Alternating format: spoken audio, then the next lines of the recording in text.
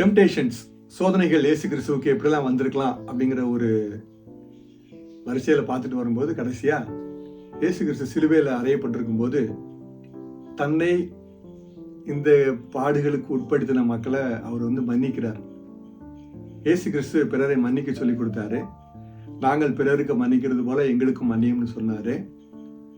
அதை வாழ்க்கையில செய்து காட்டக்கூடிய ஒரு சூழ்நிலை வந்தது. கடைசி நேரம் அவர் இறக்க போறாரு. இந்த நேரத்தில் இதெல்லாம் காட்டணும்னு அவசியம் இல்லை. அவர் எப்படியும் நம்ம பணியை முடிச்சிட்டோம், டியூட்டி முடிஞ்சது, போயிடலாம் அப்படின்னு நினைச்சு அவர் தொங்கலை. சிலுவையில் தொங்கும்போது கூட அவர் சொல்றாரு, பிதாவை இவர்களுக்கு மன்னியும் அப்படிங்கிறார். நம்முடைய வாழ்க்கையில நான் தான் சாக போறேன், என் கடைசி சூழ்நிலை வந்துருச்சு, மோசமான சூழ்நிலை வந்துருச்சு, இதில் எப்படி நான் பண்ண முடியும் அப்படின்னு நம்ம யோசிக்காதபடிக்கு நம்ம செய்ய வேண்டிய கடமையை ஆண்டவர் நமக்கு சொன்ன வார்த்தைகளை நிறைவேற்றுவதற்கு நிறைய வாய்ப்புகள் இருக்கு. அந்த வாய்ப்பு நம்முடைய மரணப்படுக்கையில் கூட வரலாம்.